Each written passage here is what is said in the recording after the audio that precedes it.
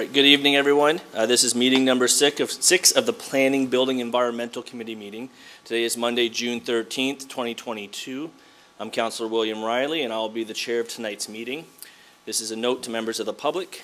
Due to contain the efforts of the spread of COVID-19 and to protect all individuals, the council chambers will not be open to the public to attend a standing committee and or council meeting until further notice.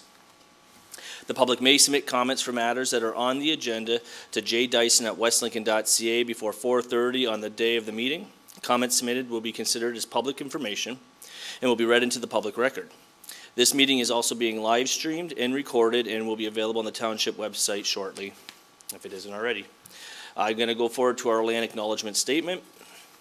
The township of West Lincoln, being a part of the Niagara region, is situated on treaty land. This land is steep in the rich history of the First Nations, such as the Hattawindaronk, Haudenosaunee, and Anishinaabe, including the Mississaugas of the Credit First Nation. There are many First Nations. Sorry, just turning the page over. Many First Nations, Métis, and Inuit people from across Turtle Island that live and work in Niagara today. The township of West Lincoln, as a part of the regional municipality of Niagara, stand with all Indigenous people, past and present, in promoting the wise stewardship of the land on which we live. At this point, I'm going to look around and see if there's any members of committee that have any pecuniary interest and or conflict of interest. Not seeing or hearing any. I'm going to move forward. So we have 3 public meetings this evening. The first public meeting is a zoning bylaw amendment, Township of West Lincoln housekeeping amendments. And we'll go right into that. So the purpose of this meeting is that this is a public meeting to consider a zoning bylaw amendment application submitted for the Township of West Lincoln housekeeping amendments number 6, file number 1601-00322. The Planning Act requires in section 3412 that before passing a zoning bylaw amendment, council must hold at least one public meeting for the purpose of informing the public in respect of the amendment. The purpose of the public meeting is to receive comments and answer questions from the public regarding the amendment to the Township of West Lincoln zoning bylaw. We stress that at this point, no decision has been made on the proposed amendment, and any comments received will be taken into account by council in their consideration. The Planning Act also requires through section 3413 that council advise the public that if a person or public body does not make an oral submission at the public meeting or make a written submission to the Township of West Lincoln before the bylaw is passed, the person or public body is not entitled to appeal the decision of council for the Township of West Lincoln to the Ontario Land Tribunal. At this point, I'm going to ask, would the Deputy Clerk please advise the method and dates by which notice of the public meeting was given? Thank you, Mr. Chair. Proper notice was given by way of advertising in local newspapers on May 11th, 2022, as well as mail circulation to all property owners where there is a site-specific zone changes proposed, email circulation to all relevant agencies and departments, and posted on the Township's website. Excellent, thank you. I will ask planner number 2, Garrett Borma, please explain the purpose and reason for the proposed zoning bylaw amendment. Good evening, committee members and members of the public. The Township of West Lincoln has initiated a zoning bylaw amendment to the Township Zoning Bylaw 2017-70 as amended. The original bylaw approved and implemented, the original bylaw was approved and implemented in June of 2017, and since then has had a number of township initiated housekeeping amendments. Staff continue to review our bylaw on a daily basis as we use it, and again have identified a number of issues that need to be addressed through another round of housekeeping. Staff are proposing to make a number of amendments to the zoning bylaw, including updating the definition of the term lot to further clarify what is deemed to be a lot for the purposes of building and what is not, mostly to do with natural severances. Staff are also proposing to add a daycare use to the list of permitted uses within the commercial C4 zone or the commercial plaza, specifically the Village Square Mall. Staff are also proposing reductions to the required side yards and employment zones where these lots do not abut residential uses. That is to make more efficient use of the township's employment lands. Township staff are also proposing to rezone a portion of property on Spring Creek Road owned by the Griffin family, which is abutting the urban boundary of Smithville. And we wish to change the zoning from an agricultural A zone to an agricultural A with a special provision to permit a contractor's establishment. This was previously permitted prior to 2017 and was permitted in the old zoning bylaw, but was not carried over into the new zoning bylaw. The township planning departments also are proposing to amend the provisions of the A11 or A111 zone, which is the zone that we hope to zone that property on Spring Creek Road, to address access to that area of the property, as there's a lot of environmental features on the property. And finally, staff are proposing a number of zoning changes on the Plaza Auto Recycler property on Regional Road 65 to better align with how the property is actually being used and to separate out the residential uses. At this time, township staff have not received any public or agency comments, and staff are proposing that following this public meeting and consideration of any agency or public comments that we may receive, a recommendation report be prepared and submitted at a future committee and council meeting for consideration. Thank you. Thank you, Garrett. At this point, I'm going to ask members of the public, are there any oral written submissions from anyone present at this Zoom meeting regarding the proposed zoning bylaw amendment? I would like to stress that this may be the only public meeting held with respect to this application. Therefore, if any members of the public that are in attendance at this Zoom meeting would like to make their comments or provide a written comment, they should do so now by using one of the two options. If they're using a computer or a smartphone, they just have to raise their hand, and which the controls can be found in the Zoom options listed on your screen. Or two, if you've called in or dialed in there, you just got to hit *9, and that will notify us that you've raised your hand, and then we'll I guess make that accommodation in terms of going to you. Once you've been acknowledged, we do ask that you unmute your microphone. It is important that you provide your comments now, if you have not done so already in writing or verbally, as the OLT, Ontario Land Tribunal, may not consider comments made during any other council and or committee meeting. And also, anyone wishing to speak are required to unmute the microphone to talk, and then once they're finished, we do ask that you remute yourself. And prior to speaking, I do ask that you provide your name and address for the record. So at this point, I'm going to go to our IT. Is there any members of the gallery here that are looking to speak to this matter, this particular matter here? We'll just give everyone a quick second here as we glance through our gallery here. Not seeing or any hands Mr. up. Chair? Yep. Mr. Chair, I just got a call from Mr. Griffin, who said, I mentioned that he's on tonight, and he said he thought he had the wrong date, and he wished to speak tonight, and he just found out about it now. Is there any way he can get on to speak at this time? Does he have a link? You asking me that? Well, you're the one that's relaying the communication. How is he going to communicate? No, he said he doesn't have a link.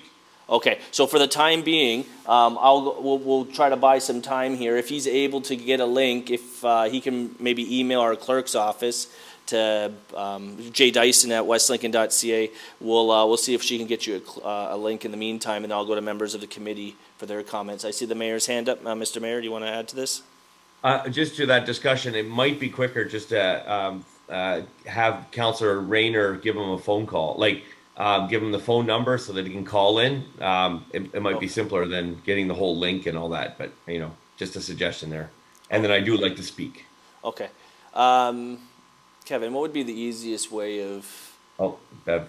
Sorry, okay, Madam CEO. Thank you. Just clarification. What is the topic that Mr. Griffin wishes to speak to? This one in particular? It was about I believe it's the amendments that are being done that Garrett just spoke to, and one was mentioning the property that belongs to the Griffins on Spring Creek, of which he's part owner. Okay. So are you still on the phone with Mr. Griffin? Yeah, I am. Paul, do you hear us? Yep. Okay, yes, how about you? Okay, how about this? The mayor mentioned the phone number. Can you? No, Councillor. Hold on a second, Councillor. Can you put is your phone on speaker right now? Yes. Okay. Can you make sure you have it as loud as possible, and let's have him speak through your microphone for the time being. We can hear him. We can. Can you hear me? Can you hear him? Yeah. Originally, I could hear him a bit, so if you could just speak loud and clearly, that would be Okay, great. Paul, if you could speak louder, the chair will allow you to speak. Is that correct, Mr. Chair? You can speak now? Yes, yeah. Okay, all right, Paul, you go ahead. I'm just holding it up against the screen. They can hear you. Are you able to hear me? I can, yes. Yes, they can, Paul. Excellent. So in the amendments, section paragraph 4, that part 13, special provisions of zoning bylaw 2017-70, as amended, is hereby amended by amending subsection 13.2, excuse me, of table 29. And the table, the issue that we had originally was that in 2017, when they amended the bylaw, they left the provision in the table, but forgot to label it on the map. So our zoning was listed in the table, but when it referenced the map, there was no actual designation on said map. So we asked to have them fix that. They have fixed on the map where it says according to my electronic document, it says page 11 of 12, where it says agricultural A to agricultural A111. But in the, they've decided to change the special provision, which essentially removes the zoning. Previously, it stated, as per the parent zone, plus contractor's establishment, including outside storage of associated materials, machinery, and other products used and related, building and structures that are adequately serviced by private services. The current amendment proposal says, as per the zoning, as per the parent zone, plus access to the A111 zone must be established and necessary approvals obtained prior to any non-agricultural use of the A111 zone.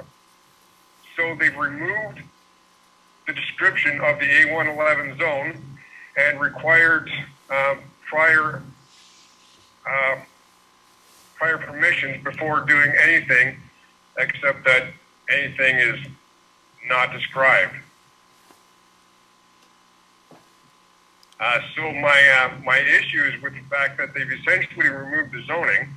That was not the housekeeping that was requested, and I would request that they put it back to the way it was.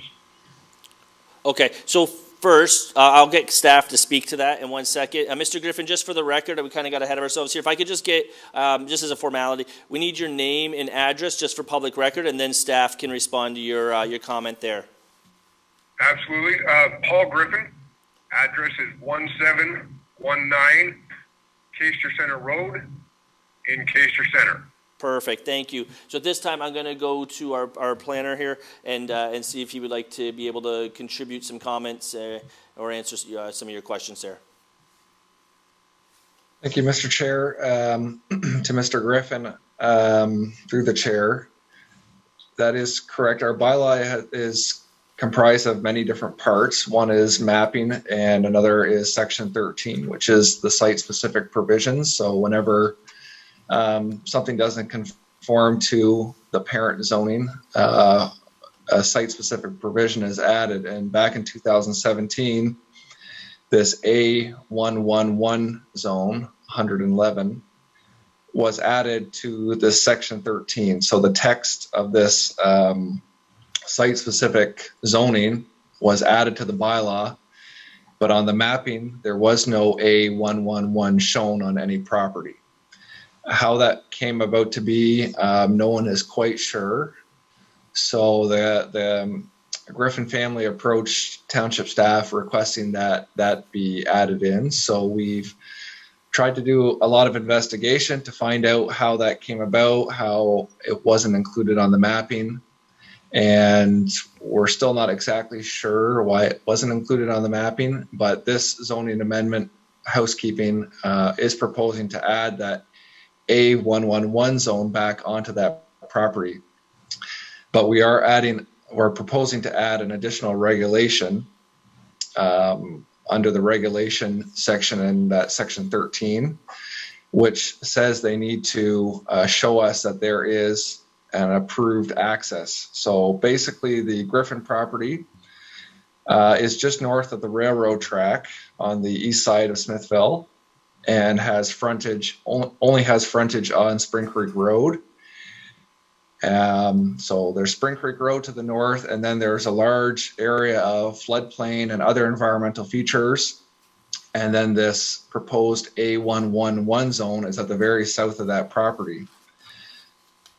So to add this back in, add this A11 zone back on the property, we need to be assured that there is adequate access either to Spring Creek Road or to another road for that zoning to be used on the property for non-agricultural use. So that's the first component. We need to be ensure that there's an approved access way to get access to that zone. And then secondly, we have proposed any necessary approvals. So pretty much every non-agricultural use, with exception of a single detached dwelling and a semi-detached dwelling, requires site plan approval. So any proposed use that basically would trigger site plan approval, that's the process that we would request of whoever the property owner is who wishes to establish a non-agricultural use would have to go through a site plan. So that's more or less required, whether it's in this regulations or not, but it just spells it out more clearly. So hopefully I didn't confuse anyone further, but that's my attempt of an explanation. Right. Who's speaking? Go ahead, Mr. Griffin, if you have something else. Sorry, may I ask who was speaking there? So that was our planner, Geir Borma. All right. Now, Garrett, you said that this was added in 2017? Through the chair, the A111 text in section 13 existed in 2017, but there was never anything mapped. So through this housekeeping is proposing to add mapping. Added and on the map in section 13 and on the map in 2015. This was previously zoned with permission in 2015. When 2017 came around, all they did was screw up and forget to put it on the map. So I think I saw our director also put his hand up there real quickly, so I'm going to let our director speak as well. Thank you, Mr. Chair. Just very briefly, Paul, it's Brian here. You're right, the mapping and the text that we're trying to reinstitute comes from back at the time of the swap in 2015. And perhaps what we can do is have a discussion before we take a recommendation report forward, just to make sure that we get it right. The intent, Paul, is to add the zoning back through this process. That's the full intent. And if you want to touch base with Garrett and I, will make sure we're all on the same page before our recommendation report comes forward. Respectfully, I touched base with Garrett months ago, and I haven't heard anything until I got this email on Friday. Through you, Mr. Chair, you should have received public notice at some point, I would think, Paul, but yeah. I did not receive anything with these recommendations. Okay, so Mr. Griffin there, are you okay to reach back out to staff and then you guys can discuss this further before a recommendation report comes back to council?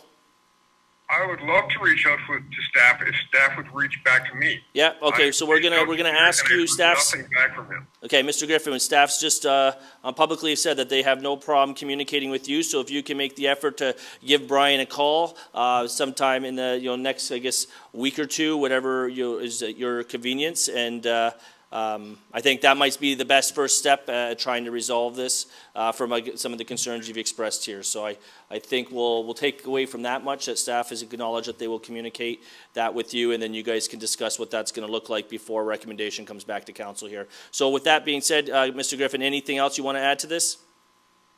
I think that's it. Thank you, Mr. Chairman. Thank you, Brian. And thank you, Mike. Okay, thank you. Mr. Chair? Yeah, go for it. Yes, well, that means that part of it will be deleted from this tonight and brought back at another time, is that correct? So You're just tonight gonna is only a remove- technical report, right?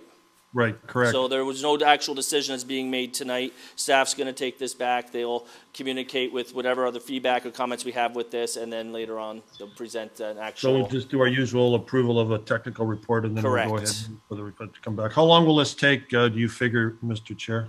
I'll go to the Director of Planning to let us know.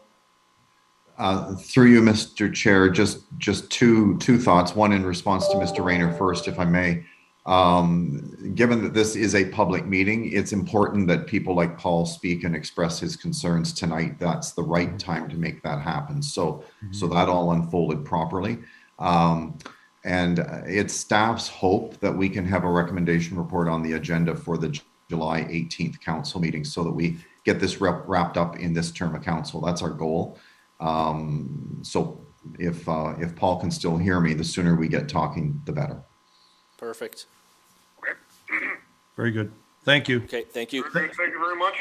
Thank you, Mr. Chair, for allowing this unusual way, but at least No. you got it in time. It Thank you. works, I technology. very much appreciate the consistency of that. No, Okay, not a thank problem. you. Not a problem. So at this point, I'm going to go to our IT and just confirm, is there any other members in the gallery here with their virtual hands up, wishing to speak to this item? Not seeing any. You're going to move forward to members of committee. Same rules apply. Do any members of committee have any oral written submissions on the proposed zoning bylaw amendment? Please note that members of committee must make their comments now, as the Ontario Land Tribunal may not consider comments made any other council and or committee meeting. Any member of committee wishing to speak who are, I guess, with us virtually need to unmute their microphone to talk, and then when they're finished, we do ask that you remute your microphone. So at this point, any members of committee? I have Mr. Mayor, and that's about it so far. Yep, thank you. And my question is just quite simple. So these housekeeping amendments, it's explained that they're generated by staff. Is there something that generates like piques their interest? And in particular, I was the one amendment that talks about daycares in commercial properties and allowing for that. Is that motivated by or initiated by, a proposal or several proposals that have been kiboshed, or is there one pending?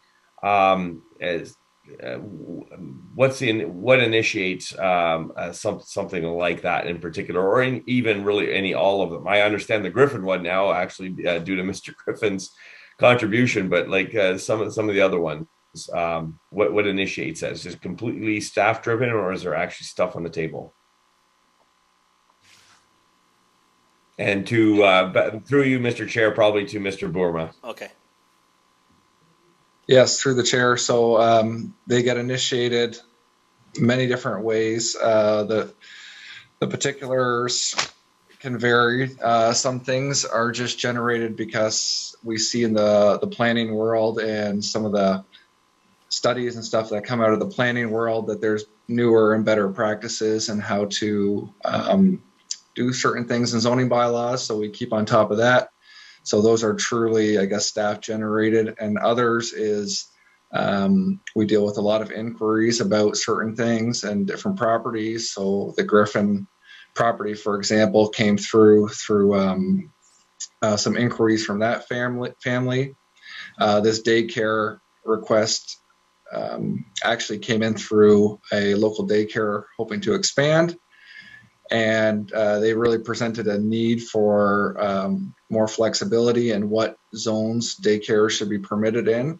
So staff did some research, and on the daycare note specifically, daycares have always been tied to a commercial zone that has outdoor space.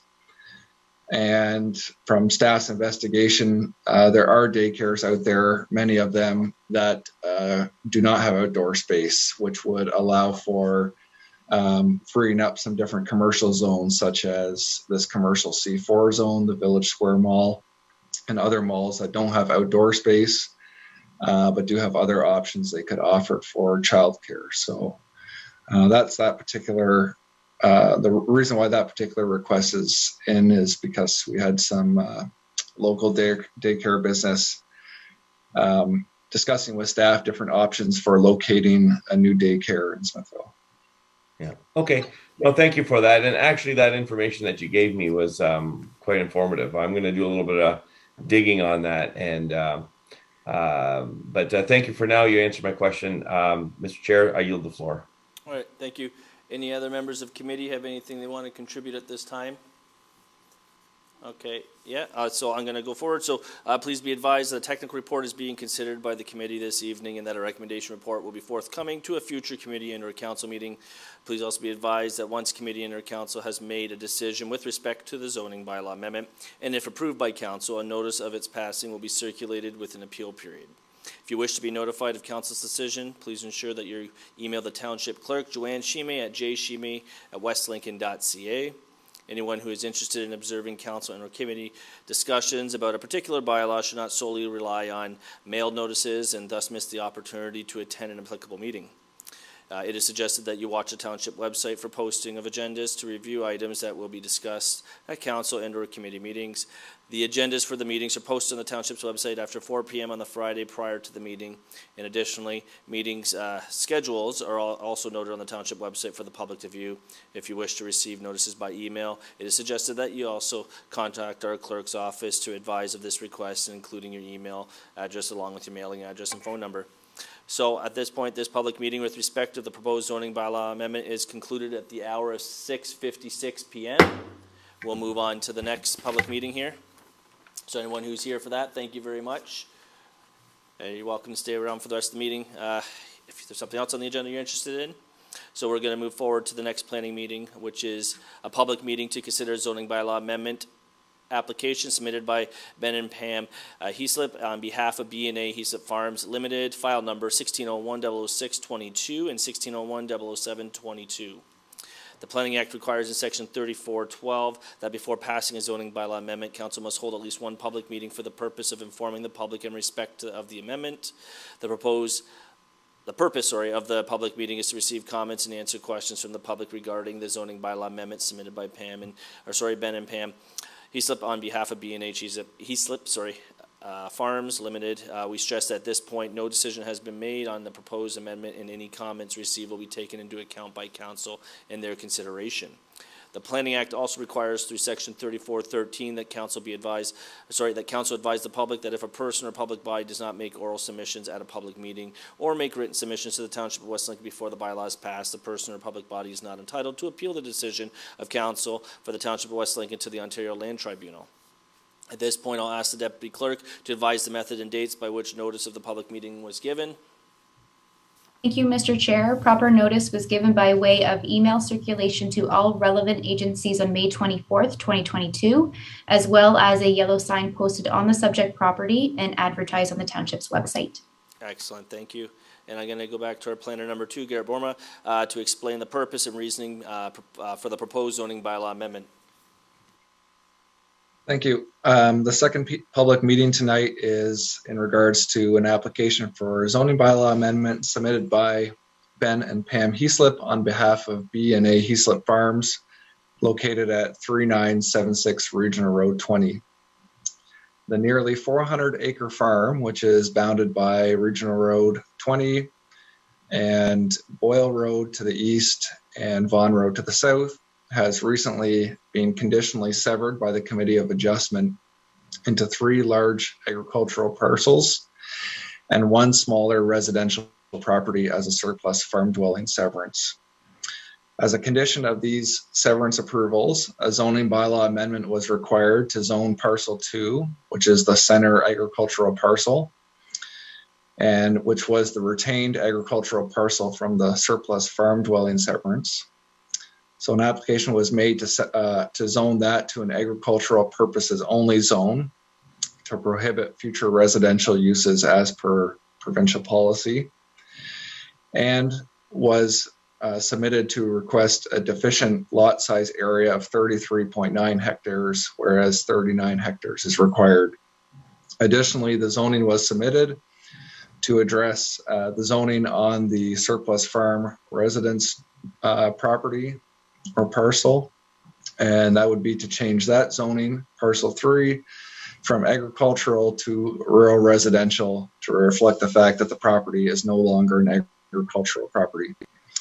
There's also a site-specific exception needed on that property, as the existing house is approximately 5 meters from the front property line, and our bylaw currently requires 15 meters.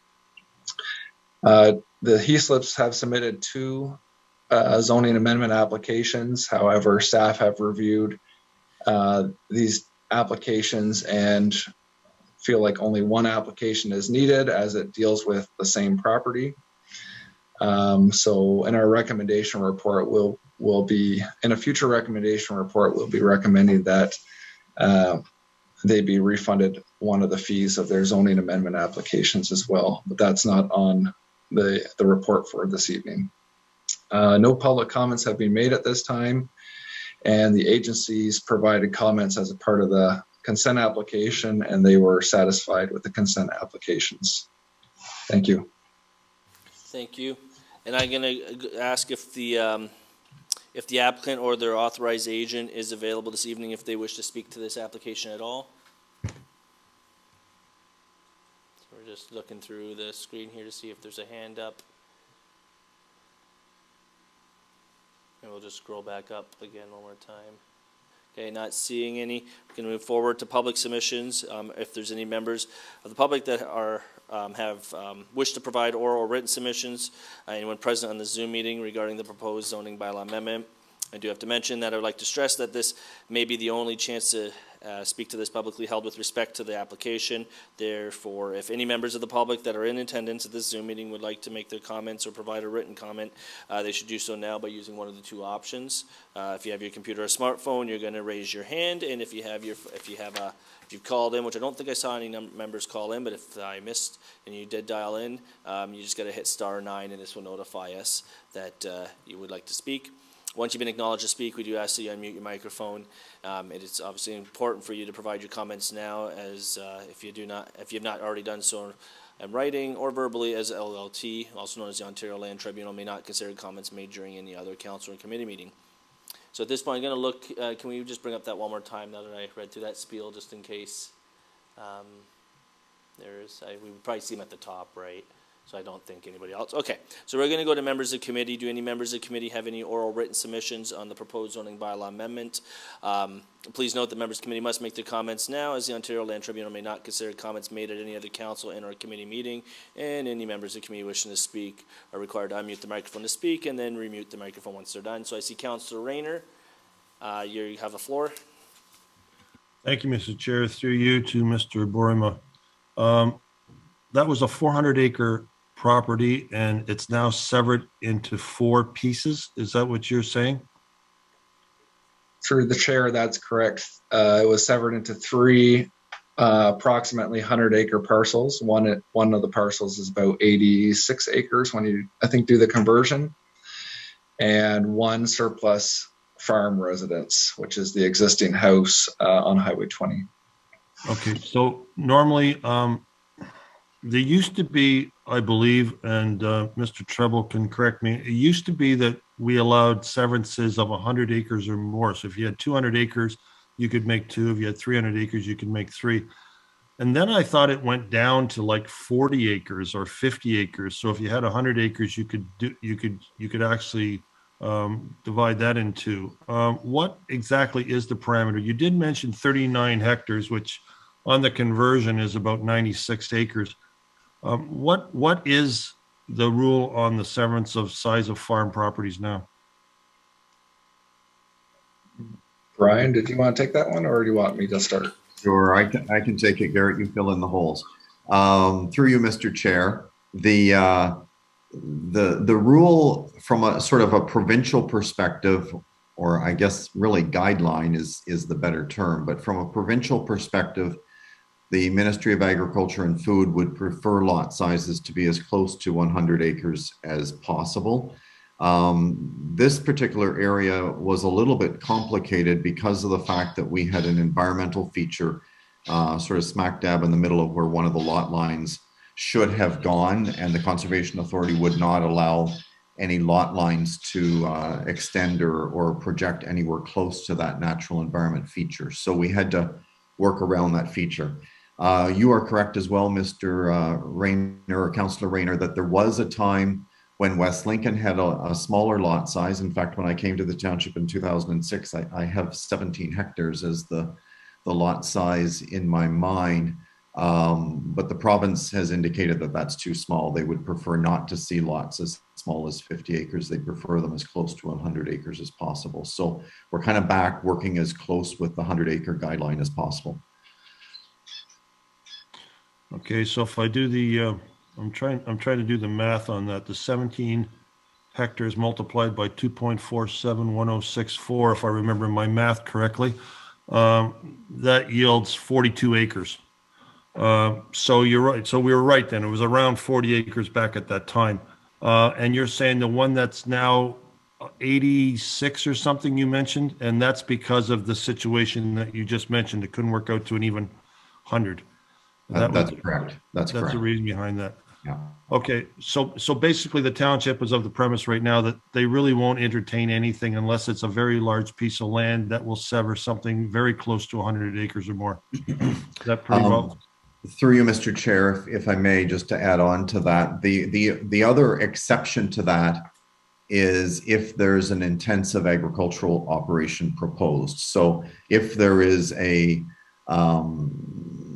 possibly a greenhouse structure or some intensive large-scale agricultural building, livestock building, we could consider a smaller lot size in those instances as well. But in those kind of cases, I would say the use would need to be there first, basically, before we could support that kind of severance. So that is an exception, but it's not one that really applies in the West Lincoln area too frequently. All right, thank you so much. Is that all your questions, Councillor? Okay. Yes, thank you. Perfect. I'm going to look around committee. Any other members of the committee have any questions or comments? Not seeing or hearing any, so we're going to move forward. Please be advised that a technical report is being considered by committee this evening, and that a recommendation report will be forthcoming to a future committee and or council meeting. Please also be advised that once committee or council has made a decision with respect to the zoning bylaw amendment, and if approved by council, a notice of its passing will be circulated with an appeal period. If you wish to be notified of council's decision, please ensure that you email our township clerk at her name is Joanne Shime, and her email is jshime@westlincoln.ca. Anyone interested in observing future council and or committee meeting discussions about a particular bylaw should not solely rely on mail notices and risk missing the opportunity to attend applicable meeting. It is suggested that you watch the township website for posting of agendas to review items that will be discussed at council and or committee meetings. The agendas are posted. The agendas for the meetings are posted at the township website after 4 p.m. on Friday prior to the meeting. And additionally, meeting schedules are also noted on the township website for the public to view. If you wish to receive these notices by email, please contact our clerk's office to request such a thing. And if you provide your email along with your mailing address and phone number, they can reach out to you. So at this point, the planning meeting, or sorry, the public meeting with respect to the proposed zoning bylaw amendment is concluded at the hour 7:08 p.m. We'll move on to our third meeting. Make sure my mic's still on. So this public meeting is to consider another zoning bylaw amendment and application submitted by Jonathan and Crystal Sickens, and it's 7330 Concession 3 Road, file number 1601-00822.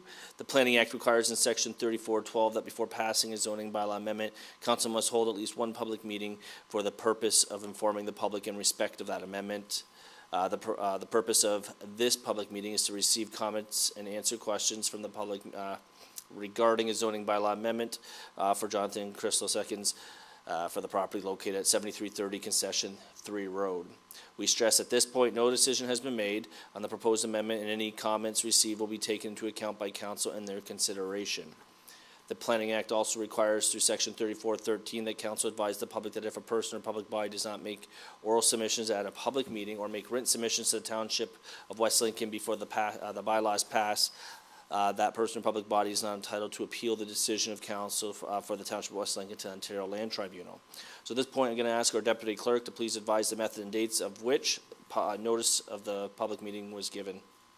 Thank you, Mr. Chair. Proper notice was given by way of email circulation to all relevant agencies on May 24th, 2022, as well as a yellow sign posted on the subject property and posted on the township's website.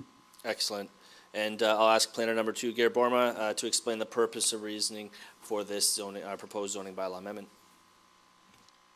Thank you. The final public meeting for this evening is another zoning amendment related to a previously approved surplus farm dwelling severance submitted by Jonathan and Crystal Seconds for their property on 7330 Concession 3 Road. A condition of consent approval requires the Seconds to apply for and obtain a zoning bylaw amendment to change the zoning on the retained agricultural lands to the agricultural purposes only APO zone, to once again preclude any future residential uses on the subject land, and to recognize deficiencies on both the retained and severed lots. The severed lot being the residential lot going to a rural residential zone. The retained agricultural lands will need to have a site-specific exception as they are only 32.6 hectares in area, whereas 39 hectares is required.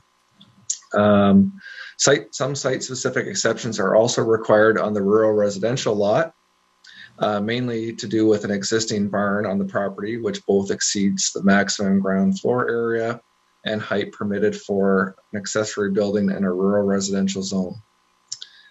Planning staff had requested to the condition to the Committee of Adjustment that the barn be removed as it did not comply with the zoning bylaw. However, the Committee of Adjustment removed that condition requiring the barn to be removed. Now the applicants have to obtain a zoning amendment to recognize the variances for the barn as well as to change the zoning on the agricultural and residential lot. At this time, no public comments have been received, and similar to the previous application, agencies have submitted comments in relation to the prior severance application, and through that application, they had no objections. Thank you. Thank you. So I'm going to go to IT right now just to see if there's any members of the public that are interested in speaking, if they have any oral written submissions to put their hand up. I'll read the script again. Sorry, I would like to stress that this may be the only public meeting held with respect to the application. Therefore, if any members of the public that are in attendance tonight would like to make their comments or provide a written comment, they should do so by using one of the two options. If they've joined us through computer or smartphone, they just need to virtually raise their hand, and if they've called in through their landline, they're just going to dial *9, and that will notify us that they've raised their hands. I will, once again, once you've been acknowledged to speak, please unmute your microphone. And if you're not done so already, in writing or verbally, as OLT may not consider comments made during any other council or committee meeting. Also, anyone wishing to speak after they've unmuted their microphone, we do ask that you remute your microphone afterwards. Prior to speaking, we do ask that you give your name and address for the record. After reading all that, I still don't see any hands up, so I believe we will move forward to members of committee. And so are there any members of committee that, do any members of committee have any oral written submissions on the proposed zoning bylaw amendment? Please note that members of committee must make their comments now, as the OLT may not consider comments made at any other council or committee meeting. Any member of committee wishing to speak who've joined us virtually must unmute their microphone to talk and then remute their microphone once they're done. So I have Councillor Ganane, Councillor Rayner, and Mayor Bilsma, and then we'll go from there. So Councillor Ganane, the floor is yours. Thank you, Mr. Chair. So I read, of course, in the report that the township staff had recommended to the Committee of Adjustment that they require the removal of the existing barn.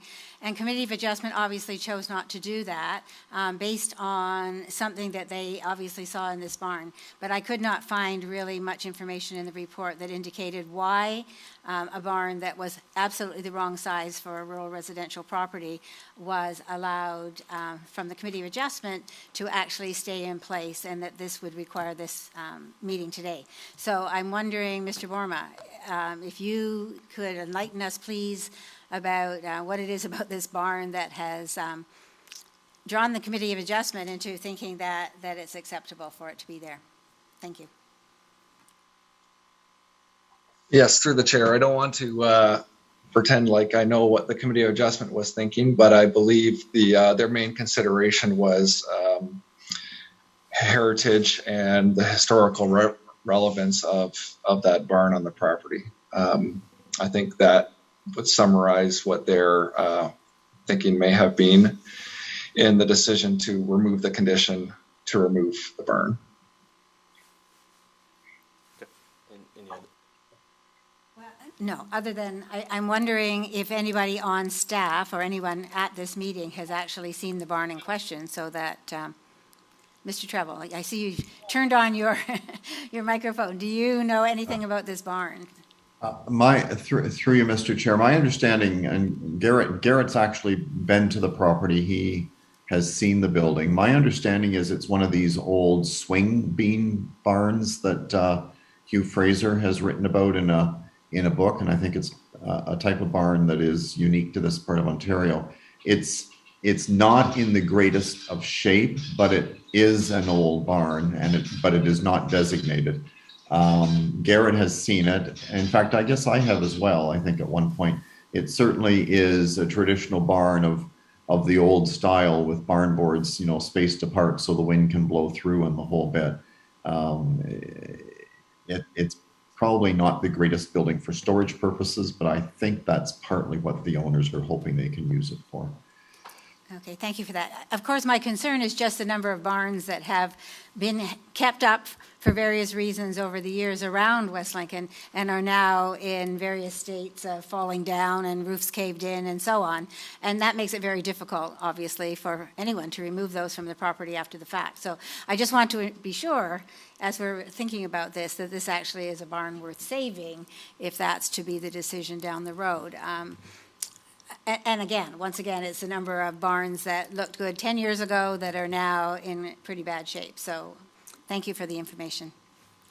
Yeah, thank you, Councillor. I'll go to Councillor Rayner, then Mayor Bylsma. Councillor, you're muted. Thank you, Mr. Chair. Through you to Mr. Borima. So now, because the Committee of Adjustment has accepted that they want that barn to remain, you're going to have part of the report is going to be a variance to allow that to exist. Is that correct? Through the chair, the conditions of the consent state that if there's any things about the properties that do not conform to the zoning bylaw, they need to address those. So although the Committee of Adjustment has approved this consent without that condition, there's still a condition in there that they have to seek committee and council's approval for a zoning amendment to allow that barn to stay standing. That was brought up at the Committee of Adjustment meeting, and I believe the applicants were aware of that as well as the Committee of Adjustment prior to their decision making. All right, so you're saying that committee and council could reverse that decision? I'll defer that to Brian, but I believe that is within the capabilities of this committee and council.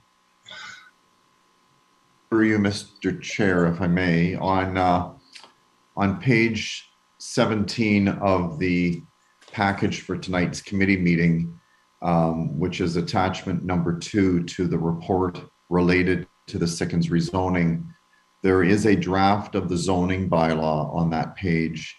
And that draft bylaw does, as currently prepared by staff, does recognize the existence of the barn, its size and its height and the exceptions required, and states that it would not be allowed to be used for the housing of livestock because it's on a small holding. So staff have taken an effort to recognize the barn as if it is staying on the property based on the draft zoning bylaw.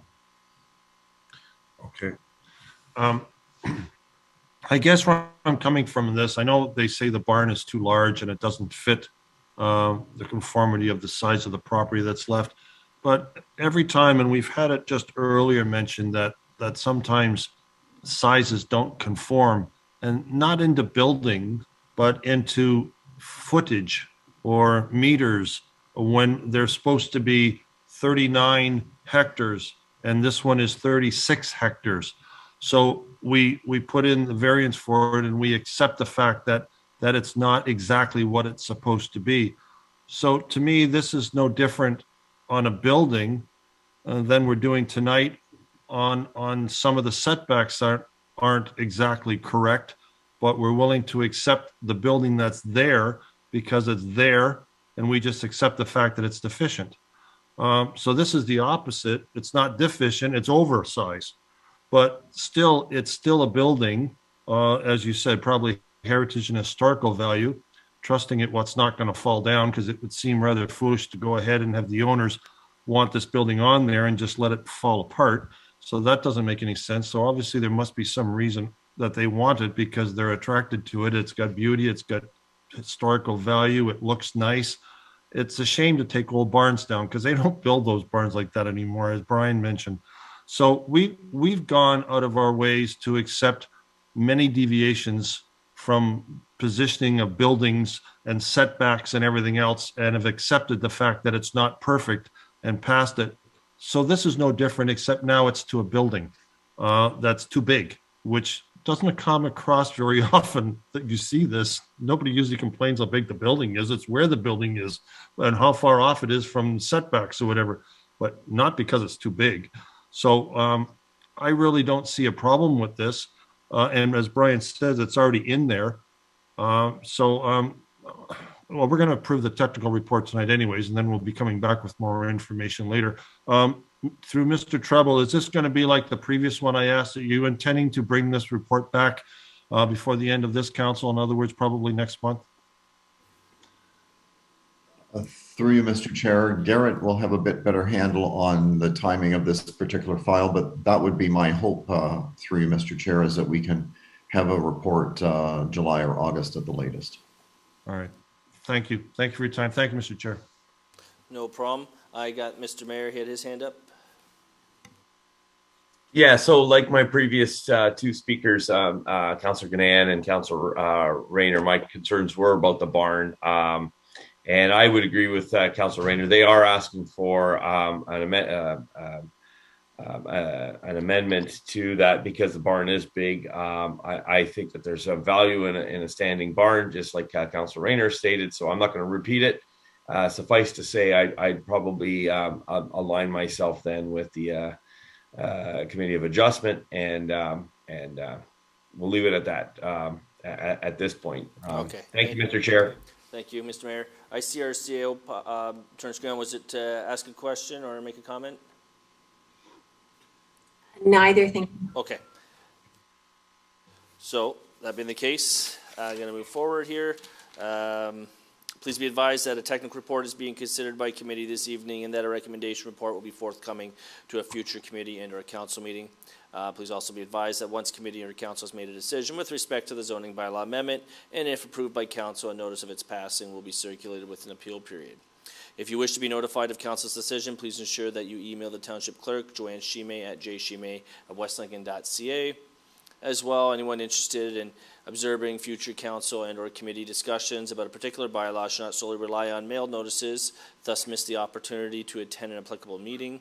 It is suggested that you watch the township website for posting of agendas to review items that can be discussed at council and or committee meetings. Agendas for the meetings are posted on the township website after 4 p.m. on Friday prior to the meeting. Additionally, any meeting schedules are also noted on the township website for the public to view. If you wish to receive those notices by email, it is suggested that you contact the township clerk to advise of this request and include your email, mailing address, and phone number.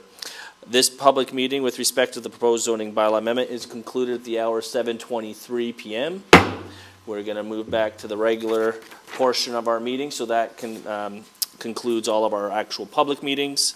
I will mention at this point, I don't think I did before, my apologies, Councillor Braderick had sent her regrets, had a personal matter come up, so she's not in attendance this evening and will not be participating, but she says she's here in spirit, so that is that. So moving forward, I'm going to go to any change in items of order on the agenda. So any members of the committee, do we have any change of items in their order? Not seeing or hearing any. We have no appointments this evening. So at this point, I'm going to go to IT to see if there's any members of the public that wish to address items that are on the agenda. So any items that are on the agenda, we'll have it. I see some hands up, so I have to read this.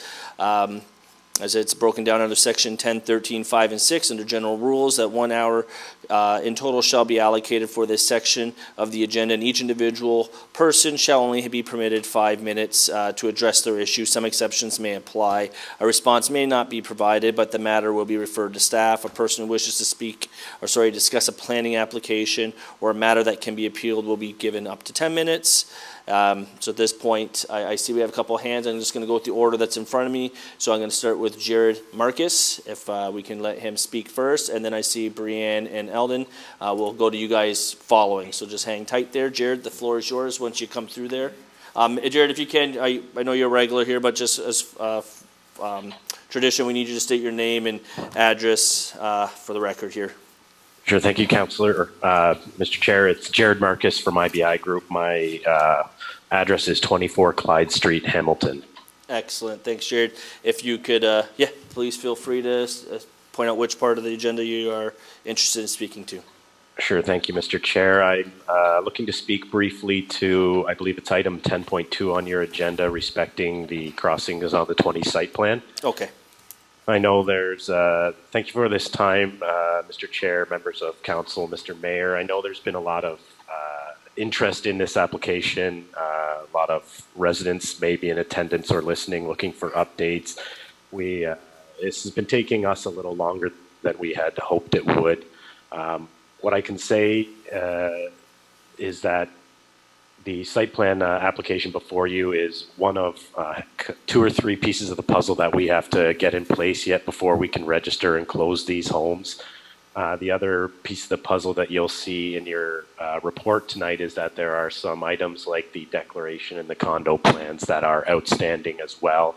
And we've been meeting with the survey team to get those wrapped up. And I wanted to come here tonight and just let everyone know that we are wrapping those things up. Our tentative timelines are that those plans and declaration will be available for township staff and the township solicitor by the end of next week. And at the same time, those plans will be going to the land registry office for a pre-approval check. And following the okay from the land registry office, and assuming that township staff and the solicitor don't have any more comments, we would be in a position to move forward with the registration steps. So we're hopeful that with the submission next week, that would put us in a tentative 3-week timeline with the registry office, and pending no other issues to be resolved on the township's end, that would put us into a registration time frame around the,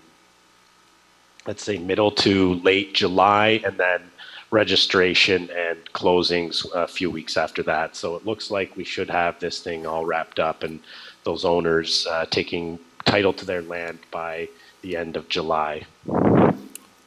Okay, thank you. And thank you for addressing that. I think that's probably a question many of us had. And so your hope and expectation is by the end of July, and that feels like a realistic timeline to you? Yes, it does, Mr. Chair. Okay. No, I appreciate hearing that, and appreciate that timeline, because I know myself as well as Councillor Gananis, have heard continually from those residents who are certainly beyond exhausted with this whole process, and they've kind of been caught in the middle there. So as much as I'm sure everybody wanted it done, yesterday, I think being able to have a little bit of that insight there, we kind of see the light at the end of the tunnel there. So we'll certainly relay that back to them, to those who couldn't participate this evening. With that being said, did you have any other items on the agenda you wish to address? No, Mr. Chair, that was it. Just the update on that file. Okay, thank you, Jared. Very much appreciate that update. You're welcome. Thank you for the time. No problem. So at this point, I'll go. I think it was Brianne I mentioned could speak next. Yeah, there she is. So Brianne, again, if you could just state your name and address for the record, and then you can go forward and let us know which item you're going to speak to. Good evening. Thank you, Chair. My name is Brianne McIntosh, 27 Clover Hill Road, Hamilton, Ontario. I am with IBI Group. I'm talking to agenda item number 10.5. Sorry, item number 60-22 for Silverdale Gun Club. And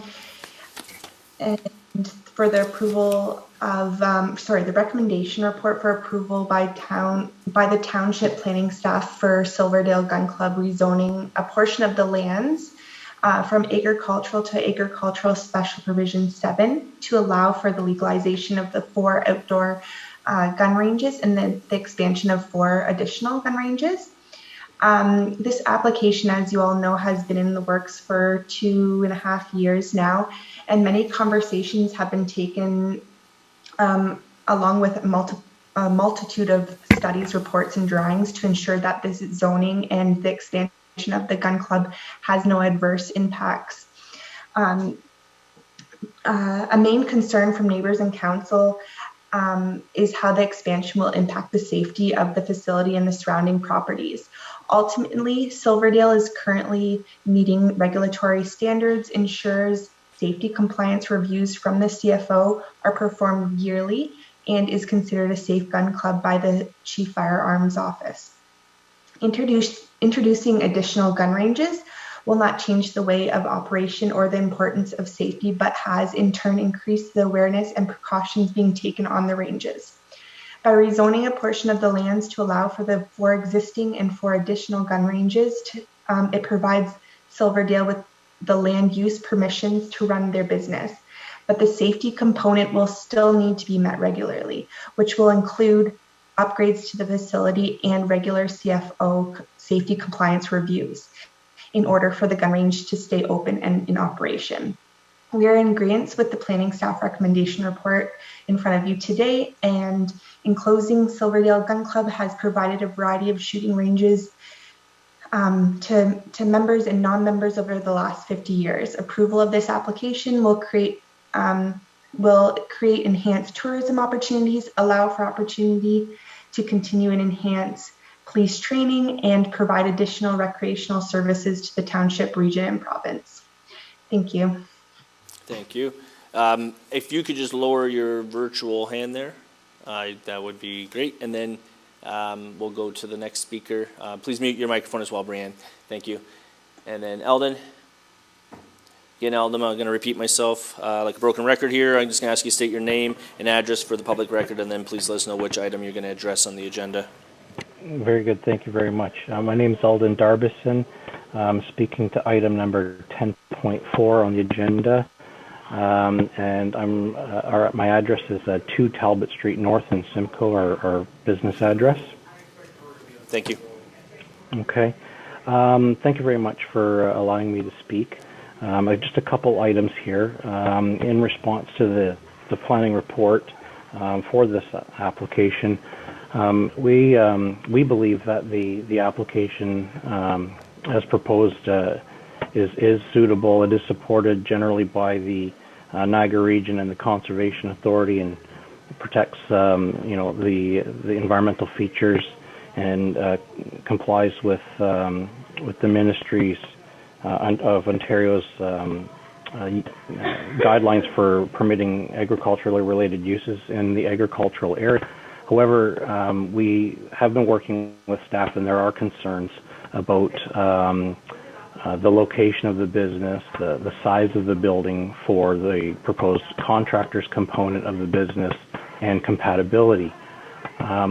What is not written, because we have not discussed this, is a change in what we're looking at, and not necessarily a major change, but to request that council consider recognizing what's there now.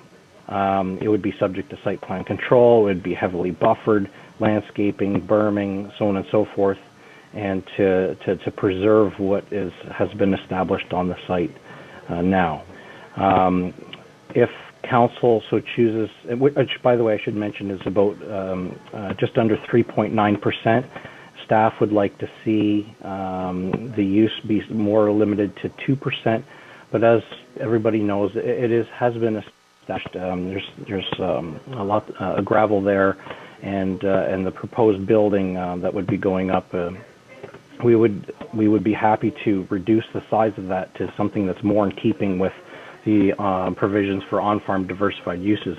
In fact, we are proposing over 800 square meters, but we'd be willing to reduce the size of that to that maximum of 500 square meters. If we could, if council would be amenable to leaving and recognizing the use in its current state. Now, failing that, if council chooses to consider the staff report, we would, there are some concerns with the bylaw as it's been drafted, a few things that have come up, which I have spoke to Brian about today, and we would request that the draft bylaw, that we be able to work on that with Brian and his team, and try to come to a resolution on some of the details there and tighten it up so that we're not further handcuffing any potential home industries as recommended by the staff report. So just to conclude, we believe that we can use the existing site without the expansion area, limit the size of the building, heavily buffer it so that there are no compatibility issues with the adjacent property. In fact, they have a very large accessory building that they just built, which further buffers their house. So the impacts are quite, I would suggest, negligible. But otherwise, yes, we would be looking to work with staff on the alternative, which is included as a draft bylaw in tonight's recommendation report. I'd be happy to answer any questions. Okay, thank you. I don't see anybody putting their hand up just yet, but maybe when we come to that item, if there's a question that comes up, we can always go back to you if you're not in a hurry. Yes, thank you. Sorry, I forgot to mention that there were no public comments or concerns about the application, and I think that's very important to note. But thank you very much. Okay, thank you. So I'm just going to ask you to mute yourself as well as lower your virtual hand there. Very good, thank you. Thank you. All right, so if we can just bring up the window one more time to members of the gallery again.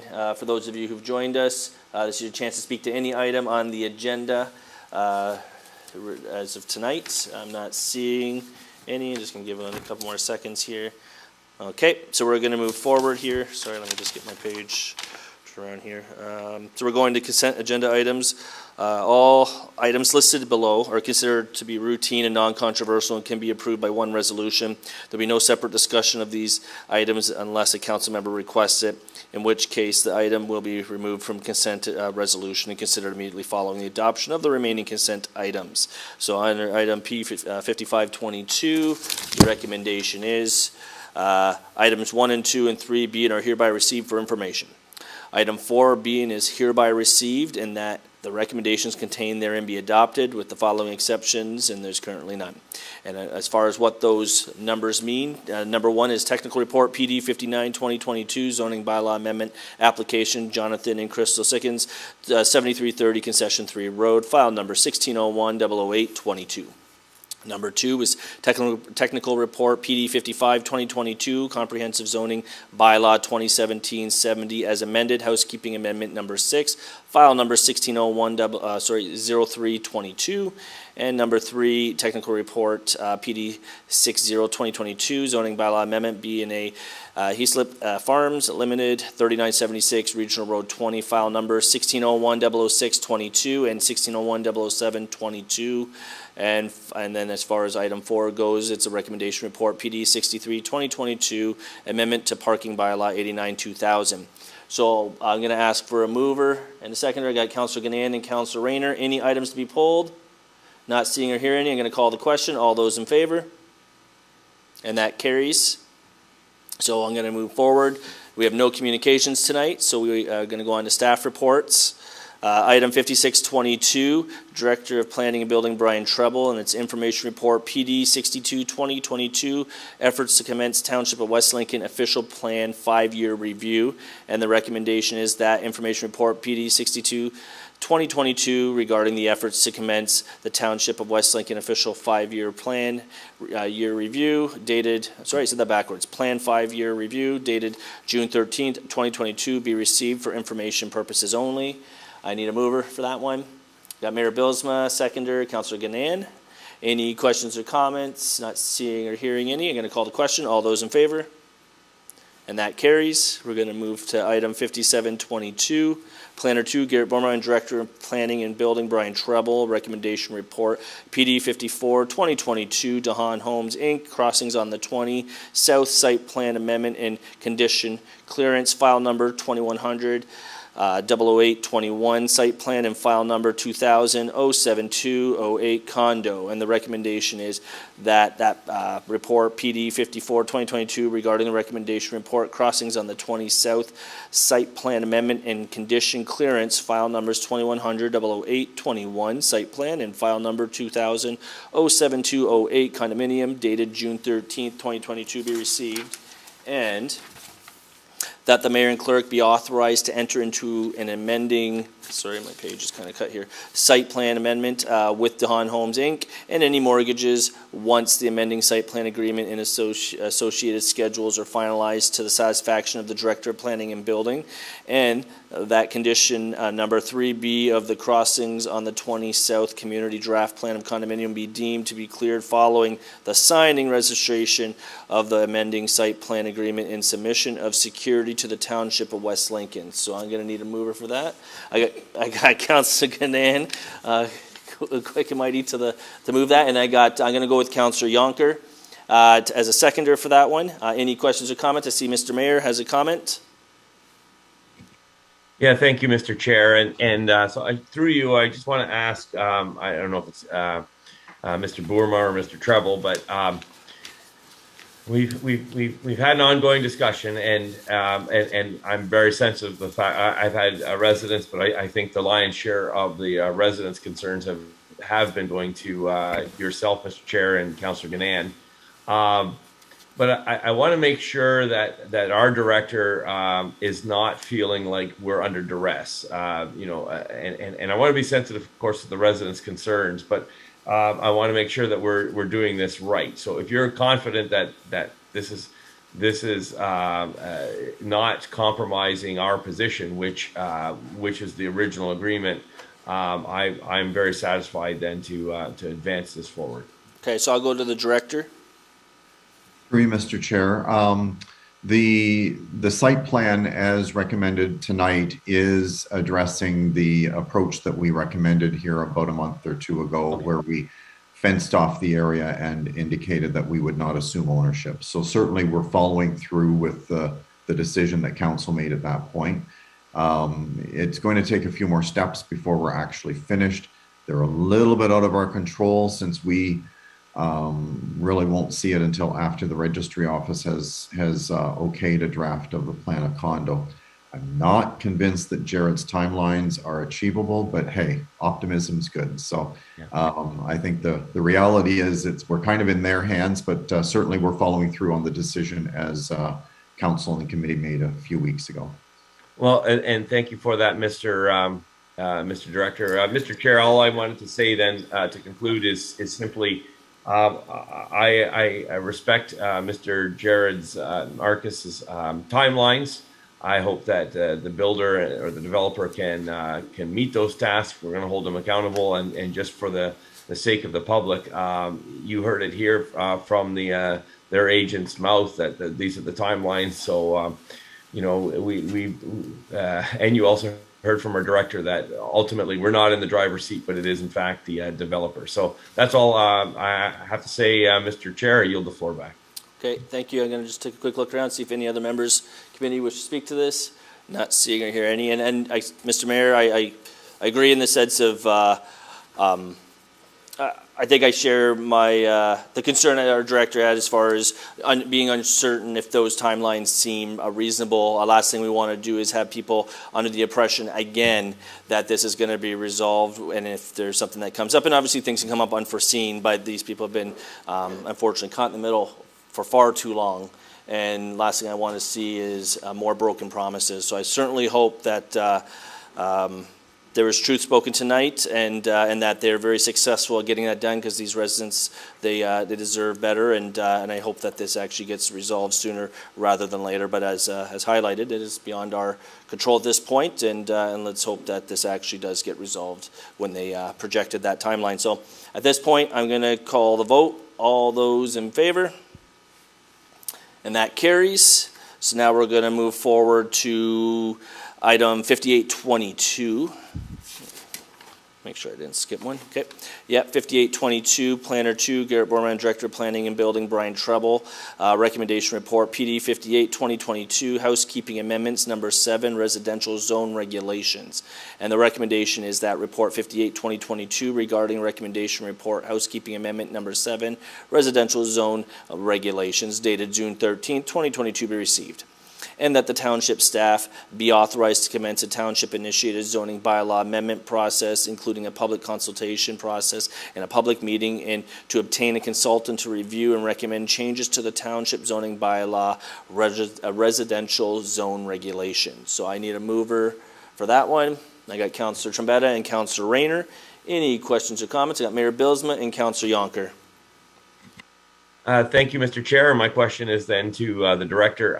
Is this something that will be completed in this term? Is there a bum's rush on this, or is this something that you're going to do some work on and then propose these changes to a next term of council? Through you, Mr. Chair, that's kind of the million-dollar question here.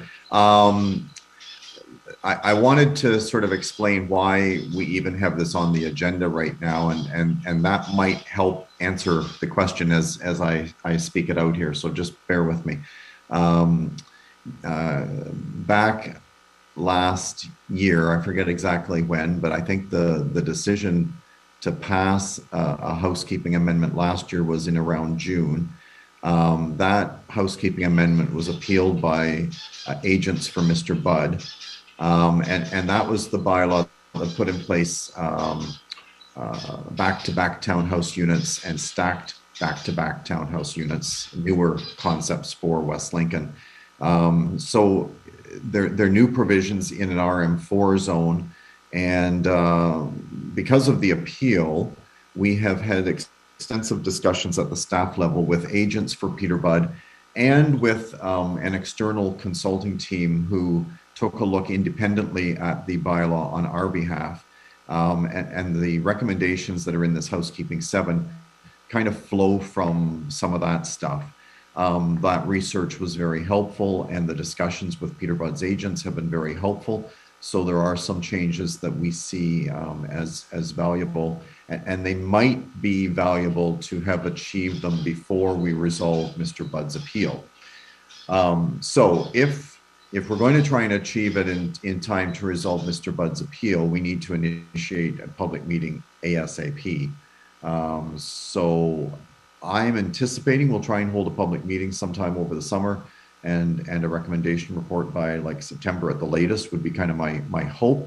But that remains to be seen in terms of how complicated the provisions are and whether we have any concerns from the neighbors. But that gives you a bit of a context, Mr. Mayor, in terms of where we've come from and why this is on the agenda. It's tied to discussions we've had with Mr. Budd, and I think a number of the changes are actually beneficial to the township as a whole. Thank you, Mr. Director, for the answer. And Mr. Chair, just one more comment then. First of all, I appreciate the bird in the background there, Mr. Director, and unless that's Denise. But anyways, the second thing is just simply this, and just for the record, I think I would echo, or all the councillors would echo the fact that, while we're getting close to the end of our term, we're going to put in the full term's worth of effort into a term, but at the same time, we have to balance the responsibility of giving the decision-making process the due process to make wise decisions. So, as we approach the end of the term, I think it's important to just state that, both of those realities have to come to a balance and come to fruition. So that's the impetus behind my question. Thank you, Mr. Chair. Yield the floor. All right. Thank you, Mr. Mayor. I'm going to go to Councillor Yonker. Councillor, you're still muted. There we go. Sorry, through you, Mr. Chair, to the Director of Planning. I guess in this, we're stating that we're looking at retaining a consultant to review this. and then later on there says there's no financial implications.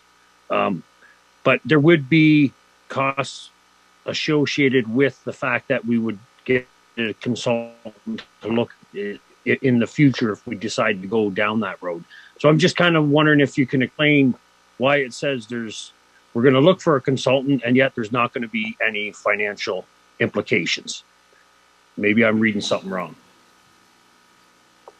Through you, Mr. Chair, I'm just checking out the report, and I think what we're really saying, based on the way it's written, is that we have money in our planning operating budget for external consultants to be hired from time to time to do short, small, little reviews, and so we've been using an existing operating account of the township planning department to do the reviews to date, and that's where the money would be charged if there's further review required. So I think we're intending that to mean that there's really no budget amendment implications. It's contained within the existing budget as approved by council. Perfect. I appreciate that, Mr. Director. Thank you. Nothing further. Okay, thank you.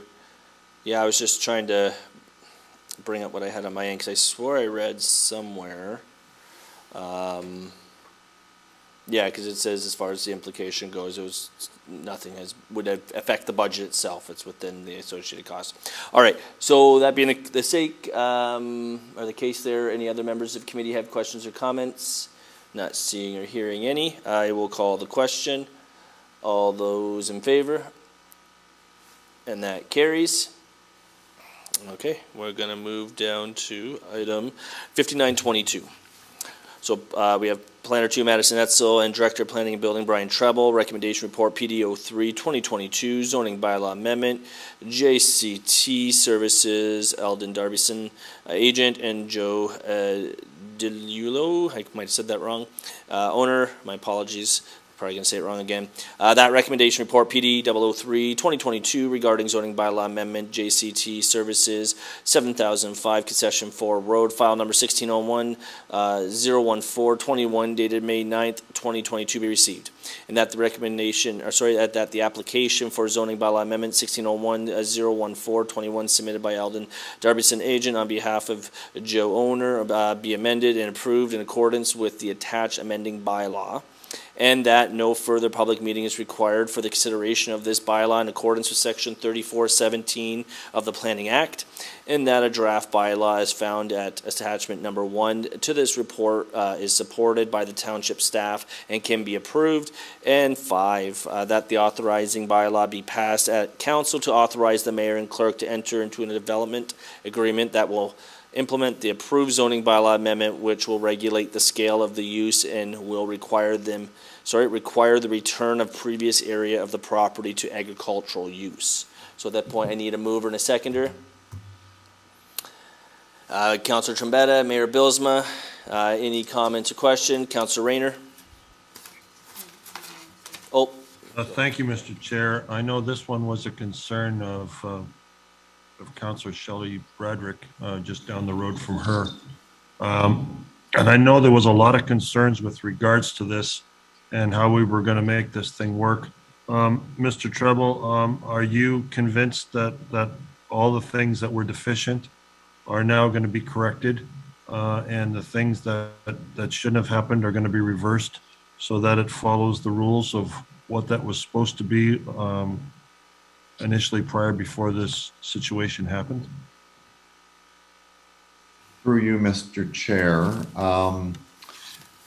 that I think is partly the reason for the comments that came from Mr. Darbison tonight. I had a phone call from Mr. Darbison late this afternoon, expressing a bit of concern with the draft of the bylaw as staff have presented it here tonight, and I indicated to Mr. Darbison that I'm prepared to have further discussions with him, and in fact have texted him to suggest those should happen sooner than later. But there are certain things that I think we have to stay reasonably firm to, and that is that we make sure the use is in fact accessory to the principal legal uses of the property, and the location and concepts of berms, as suggested by Mr. Darvison, are still of concern to the township staff. So I'm prepared to have discussions with Mr. Darvison to discuss maybe some tweaking of the bylaw that might appease his client a little bit, but still not take away from the ability to sort of make it a bylaw and a use that is actually compliant with the zoning. What they proposed is actually also in our bylaw, we're attempting to clean up some of the use that was there prior to, and hence condition 5 talks about a development agreement to return the lands to agricultural use. That's where the existing business has been operating illegally for the past few years. So I guess, Mr. Chair, in answer to the question directly, as drafted, we feel we have a good bylaw. I'm willing to look at it to see if there's a couple of tweaks that should be made to appease the applicant. But there are certain types or certain parts of this situation that need to be addressed in the fashion that staff have taken, simply to regulate the use and keep control of size and scale and location and whatnot, which was lacking in the way it was done before. So I think we've got a good draft, but I'm prepared to look at it before it goes to council for approval. Mr. Chair. Go ahead. Through to Mr. Treble. So it's going to council in 2 weeks. Is this not then a little bit premature? And therefore, because as you said, there's a few things you want to tweak. And will you be regulating this thing to ensure that once we've agreed on what has to be done, that it will be done and it won't go back to its old ways? Through you, Mr. Chair, the desire to tweak the bylaw is really an olive branch in some respects to Mr. Darvison. As drafted, I'm happy with the bylaw as currently written, and it's possible that our staff's recommendation will stay that it should be the bylaw as written that gets approved. But I'm willing to have discussions with Mr. Darvison to see if there's some common ground that might address his client's concerns as well. Right now, if council or if committee approves this tonight, it would be on the agenda for June 27th. But I believe, I haven't had a chance to discuss this with the clerk, but I believe there is an opportunity, should it be necessary, that we could pull the bylaw and not have it go on the 27th and take it to the July meeting if more time is needed to get something that's amenable to everybody. The other approach, which is the other piece that Councillor Rayner has asked about, the way this is drafted is we're attempting to deal with the enforcement in this bylaw. So we have to make sure the language is clear so that we can enforce the cleanup as part of this process as well. So it's an interesting approach that we're taking here, and I think as written, it is still a good bylaw, not necessarily what the applicant wants, but good for the community and the township. So stay tuned, and I'll let you know what changes, if any, happen between now and presentation to committee. Thank you, Mr. Chair. But in the interim then, Mr. Treble, you wish this to go through, and if there's anything tweaking, you will inform us by the 27th. If we do not hear anything by the 27th, then I assume that it stands the way it will be tonight, and then it'll be enforced the way it's set up as it is right now, correct? Through you, Mr. Chair, that is correct. Unless there's a memo or some message that identifies changes, it will be the bylaws attached to this report. Okay. Thank you, Mr. Chair. Thank you, Mr. Treble. No problem, Councillor. I just mentioned this isn't the first time we've had to do something like this either, in terms of having, the point of having the public share their feedback, and then this is a proactive measure where, if we had something come back, whether it gets pulled or it gets redefined and then voted on too. So you mentioned there your suggestion that this might have been premature. I don't think it was premature. I think this is just being able to identify that what we have here is solid, and we will take the feedback that we hear from the public, like we do with any item, and see if there's an opportunity to amend it, possibly before the ratification of it or shortly after. We can always make changes. So I just wanted to address that. Now I had Councillor Ganan with her hand up. Thank you, Mr. Chair. So I actually, Mr. Treble, did appreciate your explanation, and I sort of along the same lines as what Councillor Rayner was asking, there were two things that I found of concern in Mr. Derbyshire's presentation when he had an opportunity to speak. And one is that he seemed to be circumventing this process, and he was asking that council consider what is there now, were his words, that, you know, you're wanting it to be closer to a 2% range, and 3.9 is what they want. And then later on, he talked again about addressing council and saying he wanted to use the existing site as it is. So I'm not sure that this discussion is just going to be so much about tweaking the bylaw. It sounded to me like perhaps Mr. Darbison was making reference to the fact that he's not very happy with what staff is requesting, and that he still kind of wants the original situation to stay as it is. So I'll be very happy for you to be able to have further discussion and clarification on that before it comes back to us, because, as I say, there were just a couple of points that he made that I actually wrote down because I thought he seemed to be disregarding the work that had already been done in terms of trying to find a solution to the property, and still very much wanted it the way that it was originally done. So thank you for your work on that. Through you, Mr. Chair, if I can just add Sure. one point for clarity. When Mr. Darbison and I spoke this afternoon, it was around some technical type comments that I think might lead to a couple of tweaks. Based on a text that I've received, I suspect that some of the desire to leave the bylaw as per the original application is coming from the owner. So I think Mr. Darbison understands the importance of establishing a bylaw that complies with our rules and regulations, and is trying to be a mediator between the township and his own client is part of my speculation in terms of where we're at here. Thank you, sir. So that being the case, I'm going to ask one more time, any other questions or comments? Not seeing or hearing any, I'm going to call the question. All those in favor? And any opposed? Okay, that carries. Going to move on to item 6022. Planner 2, Gary Borma, and Director Planning and Building, Brian Treble, and it's a recommendation report, PD 56, 2022. The Silverdale Sports Center Limited, 4944, concession for road zoning bylaw amendment and site plan authorization, file number 1601-01919 and 2100-01819. And the recommendation is that report PD 56, 2022, recommendation report, Silverdale Sports Center Limited, 4944, concession for road zoning bylaw amendment and site plan authorization, file number 1601-01919 and 2100-01819, dated June 3rd, 2022, be received. And that section 3417 of the Planning Act apply, and that no further public meeting is required.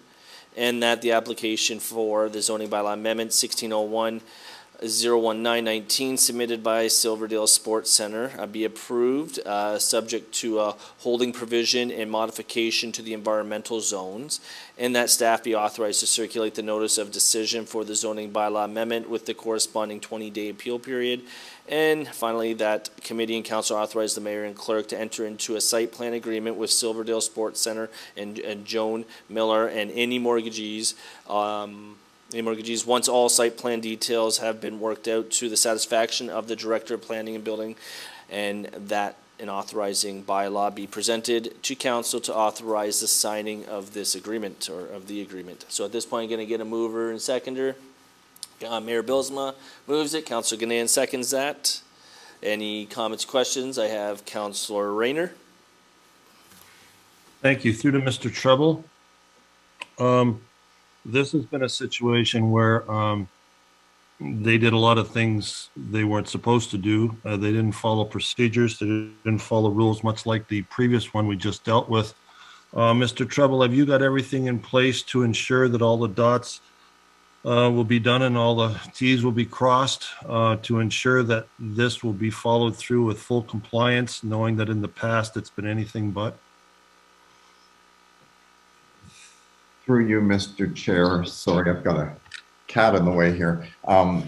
Through you, Mr. Chair, I'm going to ask Garrett to get into the details. I think the one thing to keep in mind that was helpful for staff is the fact, because we were talking about safety, and I get it, safety is an important component of council's decisions on all applications and all matters before you. But when it came to gun safety and the design standards for gun ranges, it was way beyond the talent and expertise of any of your current staff, and that's where Brianne has been very helpful in terms of explaining the process and the procedure. So I'm going to turn it over to Garrett to get into more specifics, but I think we've got a site plan agreement that in its language requires full compliance with CFO, the Chief Firearms Office, and CFO has full power and authority. The last time we reached out to CFO asking for help because of non-compliance on this site, they shut them down. So I think we've got power if we've got a strong relationship with CFO, and Garrett can get into more technical details. I'm not referring to that, Mr. Director. I'm referring things like the Niagara Peninsula Conservation Authority on the wetlands and stuff like that. I realize the gun laws will be protected because they're very strict in Canada, and I'm sure they'll be enforced properly and ensure otherwise they won't open. But it's the other things, that the location of it, and the problems that they had with regards to the wetlands, the Niagara Peninsula Conservation Authority, all that sort of issues. Have they been sufficiently dealt with to your satisfaction? Mr. Chair, I will turn that part over to Garrett. He can speak much more clearly on that. Okay, thank you. Yes, through the chair to Councillor Rayner, we have gotten to a state where the Conservation Authority and the region are both satisfied with all the studies that have been completed, environmental studies and agricultural studies, that they are both in a position where they are they do not have an objection to the zoning portion. There are a few site plan details that they wish to still have worked out through one additional site plan submission, and that was just related to how detailed the environmental studies were that were done for this, and just making sure that there's the proper separation between certain environmental features and the proposed site alteration. And from an ongoing enforcement perspective, Silverdale Gun Club has never had a site plan agreement in place. So this will be helpful for that, so we can keep track of changes to the site, because now we have a full site plan submitted and ready. And then secondly, there is a requirement that both of these properties merge, so that we're not dealing with two different property owners and two different gun clubs. And in order for that merger to happen, staff have proposed a holding zone be placed over the easterly parcel to ensure that that happens. So as the director mentioned, I think the township's in a lot better position today than they were a number of years ago with this site, of what all has happened over time without appropriate approvals. Thank you. Mr. Chair, through to Mr. Borma again. You were talking about the other property. I believe when this was investigated, there were some ranges that were on this other property that wasn't really part of the gun club. Are those ranges still going to be there? I thought there was some controversy with the Niagara Peninsula Conservation Authority with regards to wetlands over that range or something. Can you fill us in further on that? Yes, through the chair to Councillor Rayner. You are correct. 4 or 5 ranges were installed within Conservation Authority regulated lands, provincially significant wetlands. They have since, I believe, removed those ranges and pulled them back. So there are ranges there still, they're just shorter. And they've been doing that through a Conservation Authority restoration permit, which I believe is nearing completion. And that involved replanting that area and a lot of investigations. And in addition to those 4 short ranges, they have 4 other short ranges, 2 that are north of that face north, and 2 that are east, that faced east, on that easterly property, which is all being legalized through this zoning amendment. Okay, so any ranges that are put in now are put in with the knowledge of the Niagara Peninsula Conservation Authority and the region, and they both have looked at them and approved them before they were implemented? Correct. I believe what has happened was they pulled the soil out of these regulated features and stockpiled them through a site alteration permit. I think that was approved possibly 2 years ago as part of the Conservation Authority's permit to restore the wetlands. And now, subject to the final approval of the site plan and the removal of the holding provision, if this zoning amendment is approved, they would be able to construct or complete those additional ranges with the blessing of the Conservation Authority in the region. Okay, that's appreciated. Thank you. There's only one other note, Mr. Chair. It's number 5. The Silverdale Sports Center. I believe they're Canadian, CENTRE. All right, thank you. I'll make that noted to the clerk. Thank you. If you notice, actually in number 3 there, it is written correctly. Same thing too, yeah. So, anyways, okay, so any other members of, oh, sorry, Councillor Ganaan? Thank you. Through you, Mr. Chair. Just a quick question about the holding zone to Mr. Borma, please. Is there a time limit on that? You know, is there something that within a period of time before those new ranges can be used, then obviously that holding zone needs to be removed as well? Is there a time frame attached to that in any way? Through the chair, we did not attach any time frame to it. It is our understanding that they're anxious to make that happen. So we anticipate that would happen quickly, but if it doesn't happen, we could always propose to remove the zoning on a future housekeeping amendment and a future zoning bylaw review if that was the desire of council. Okay, thank you. Excellent. Any other members of committee? Oh, got Councillor Rayner for a second time. Mr. Chair, number 3 is correct. It's number 5 that needed to be changed. And that's why I said if you look at number 3, it was done correctly. It is correct. I know, that's Thank what I you. said. Thank Okay. Anyways, I'm not seeing any other questions or comments. I'm going to call the question. All those in favor? Okay, that carries. So now we're going to move forward to item 6122, Planner 2, Garrett Borma, and Director of Planning and Building, Brian Treble, and it's a recommendation report 57-2022, Development Agreement Authorization, Gyro Estates, 5482 20 Mile Road. And the file number is 2100-01521. And the recommendation is that report, PD 57-2022, recommendation report, development agreement authorization, Gyro Estates, 5482 20 Mile Road, file number 2100-01521, dated June 13, 2023, be received. And that the committee and council authorize the mayor and clerk to enter into a development agreement with Albino Gyro, Marcus Bruno Gyro, Stefan Lino Gyro, Nathan Joseph Gyro Norton, Palmira Gyro Norton, Anthony Daniel Gyro Norton, and any mortgagees once all development details have been worked out to the satisfaction of the Director of Planning and Building. And I'm tripping all over all those words, all those names. So I have Councillor Ganaan as the mover. Can I get a seconder? I got Councillor Trombetta as the seconder. Any questions or comments? Not seeing or hearing any. I'm going to call the question. All those in favor? Any opposed? Not seeing any. That carries. All right, so we're going to move forward to item 6222, Director of Planning and Building, Brian Treble, and it's a recommendation report, PD 61, 2022, external assistance to become compliant with Bill 109. That the report, PD 61, 2022, regarding recommendation report, external assistance to become compliant with Bill 109, dated June 13th, 2022, be received, and that staff be authorized to utilize the services of MHBC Planning to, I'm assuming this is assist with Bill 109 compliance.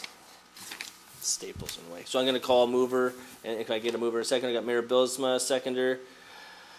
I have Councillor Ganaan. Any questions or comments? I got Mayor Bilsma. So I think this question through you, Mr. Chair, to Madam CAO. Is this a little, at this point, it's a little bit preemptive, is it not? This is more of a preparation, a little bit concerning some of the ongoing discussions that we've had about Bill 109. This is kind of getting our foot in the door with some consulting so that we can, possibly be able to lean on a consulting company to assist our own planning department with what conceivably could be a bit of a tidal wave coming down. Thank you. Through Chair Riley to Mayor Billsma, you had the same line of questioning I had when I was reviewing the staff report last week, and so Brian will probably add to my answer. We aren't too sure what's going to happen. We know certainly not right now that Bill 109 is a concern, and so we know that we do need to do some work in preparation. And we also anticipate that there could be other changes coming. And I think at that point, we'd have to probably augment or even potentially change depending on what that is. But the bottom line is that I don't think we can wait. And that was certainly the advice that Director Treble gave me last week. Yeah. Okay. Mr. Chair, then just to finish, I think this is a really good preemptive step for our staff to take in light of some of the recent changes in our own planning staff and our ability to I think that there's been a great burden on planning staffs right across the province to keep up with the demand for housing that's been rolling out in every municipality. We have obviously done a bit of a bigger, we've done some clever things to augment our own, the UBE being, and getting a landowners group to fund that's always been good. That was a good approach. And I think getting our foot in the door, knowing that there's municipalities that are weaker in their planning department than even we are, and some of the at least we've talked about some political rhetoric that's been coming down about returning costs back onto the municipality if they quote unquote don't get their work done on time. I think that having almost, I guess, a third party will provide a type of strength to our case when we make planning applications or when we make planning decisions. So to me, I think that this is very timely. Things are happening very quick. Only a month ago, we were having a bit of a discussion and there's on the matter, and there's been some changes that have even compelled us even further. So have my full support for this one. Thank you, Mr. Chair. I yield the floor.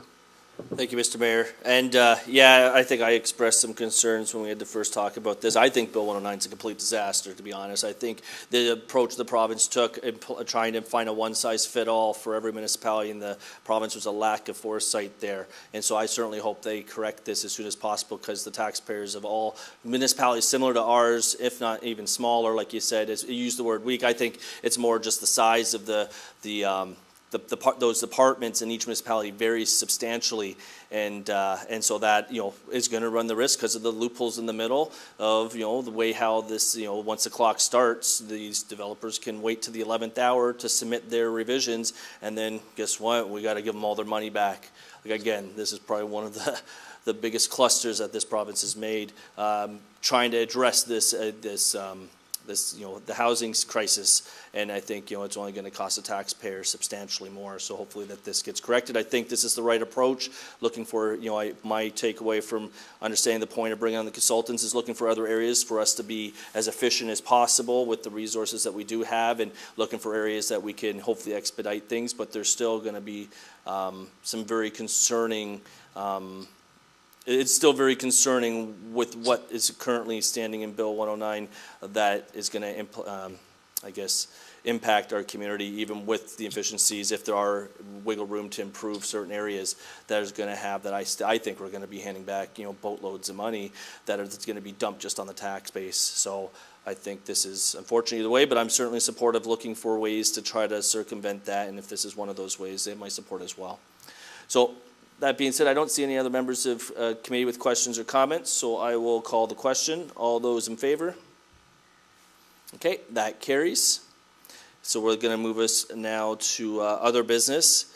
We have a verbal update. So Director of Planning and Building, Brian Treble, and it's Helen Kazan, Ontario Land Tribunal update. It's a verbal update.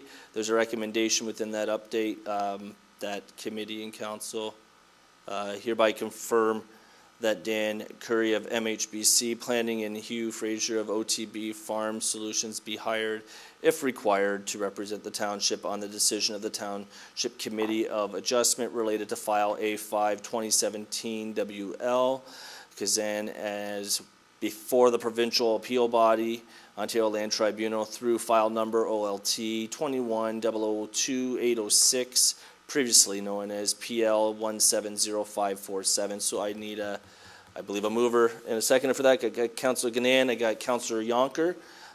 At this point, I'm going to go to our director first before I open up the floor to committee members to ask questions or comments. Thank you, Mr. Chair. This is a little bit unusual in the sense that normally township staff would be the witnesses before the board. Unfortunately, I'm going to say at the 11th hour, I think we maybe had a couple of weeks notice, the lawyer for Helen Kazan had to ask for the matter to be adjourned again. It was originally scheduled for a hearing this Thursday and Friday, at which time I was scheduled along with Hugh Fraser to provide the evidence. But if the hearing happens over the summer months, it's going to be very difficult for staff to be able to step up. And so we proposed to bring in Mr. Curry to act as a pseudo township planner for the purposes of providing evidence if the hearing happens in the summer. Hence the reasons, if required, added to the resolution. The other piece, Mr. Hugh Fraser is included as a witness on behalf of the township because of his expertise with respect to MDS, and minimum distance separation is one of the issues with the Helen Kazan file. In fact, the most recent version of the minimum distance separation formula document was drafted with direct input by Hugh while he was still an employee of the province. He's since retired and is in the private sector, and so we're taking advantage of his knowledge and expertise to help justify the decision of the committee back in 2017.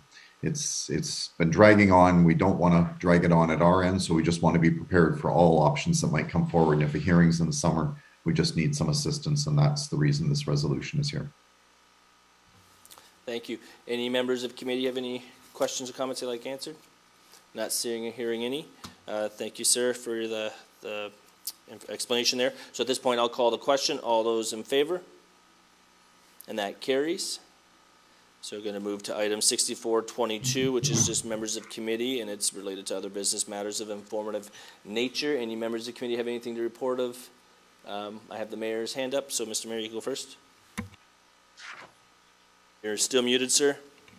I just raised, I missed it, and then I nailed it. Okay. I just wanted to highlight the community garden event that's happening on Thursday at 1:30 at 157 Mill Street. It's basically at 12 o'clock. Sorry, a little bit earlier than that. And I just want to highlight that. I think that these community gardens are fantastic, and I'm glad that we have this opportunity. So just want to highlight that. That's all, Mr. Chair. Okay, thank you. I have Councillor Yonker.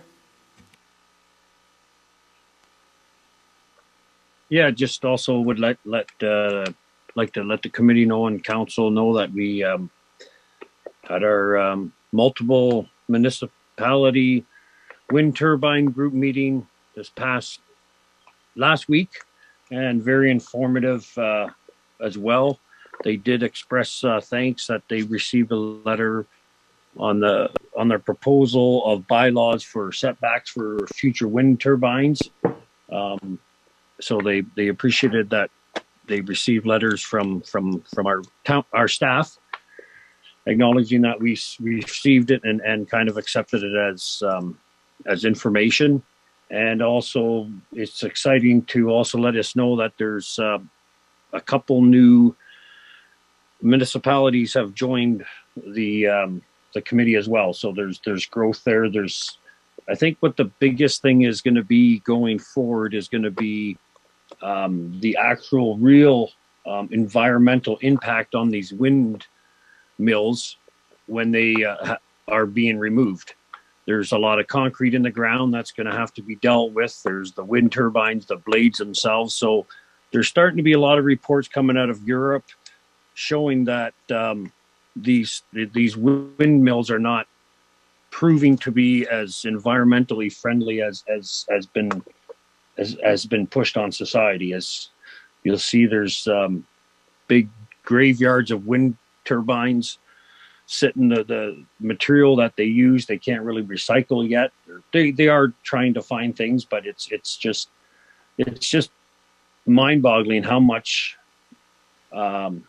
product is going into these things, and they last 20 years. And there's, so yeah, it was good informative meeting, and the minutes will be coming shortly, so we'll have a better report then. So, but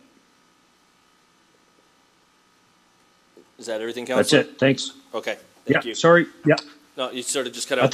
I thought I froze there for a minute. So. Okay. Okay. Good. I just wanted to make sure. It just looked like you were in thought. I see the Madam CEO has her hand up. Yeah, thank you. I do. And not to contradict you, Mayor, the community gardening opening is at 1 p.m. I just had to check.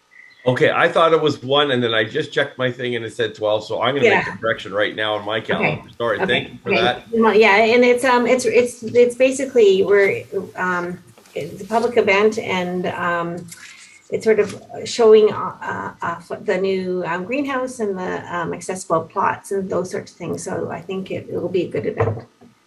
Perfect. Mr. Mayor, maybe they gave you the 12 o'clock to make sure you showed up on time. No, you know what? I put it in my calendar last week when I was on the East Coast. Isn't that funny? And the calendar actually put it in at 12 o'clock Central instead of Eastern. And I'm just looking at it. So there you go. If you're traveling and you put items into your calendar, when you get home, you have to adjust them for the time changes. Perfect. Anyway, fascinating. Thank you. So, Madam CEO, your hand's still up. I'm assuming you're done? Oh, perfect. There you go. All righty. I don't see any other members of the committee with their hand up, so we're going to move forward. Oh, sorry. Go ahead, Councillor Yonker. Yeah, sorry. I just forgot to. But yeah, Wednesday it's going to be the West Lincoln Chamber of Commerce is exciting to be hosting their first live breakfast in a few years. So looking forward to being able to attend that. And I see Cheryl's going, yeah, I didn't see you on the list yet, ma'am. So. Excellent. Okay, assuming that's it, I'm going to move forward. We have next item is new business, and I don't see any hands up for new items of business. So that brings us to our confidential matters, and that the recommendations of the next portion of this meeting be closed to the public to consider the following pursuant to Section 239(2) of the Municipal Act 2001. 13.1, Director of Planning and Building Brian Treble, Legal Solicitor Client Privilege, Peter Budd, Ontario Land Tribunal, a verbal update. And it's the applicable closed exemptions are litigation or potential litigation, including matters before administrative tribunals affecting the municipality or local board, the security of the property of the municipality or local board, advice that is subject to solicitor-client privilege, including communications necessary for that purpose. Then we also have 13.2, legal solicitor-client privilege, property sale matter, sale of lands in former Gainsborough Township, which is a verbal update. And the applicable closed session exemptions are security of the property of the municipality, personal matters about an identifiable individual, including municipal employees, advice that is subject to solicitor-client privilege, including communications necessary for that purpose. So I'm going to need a mover and a seconder to take us into close. I got Councillor Yonker. I have Councillor Ganan. So I'm going to call the question to go into close. All those in favor? Excellent. So it is set 8:28. We're officially in close, and we'll be back.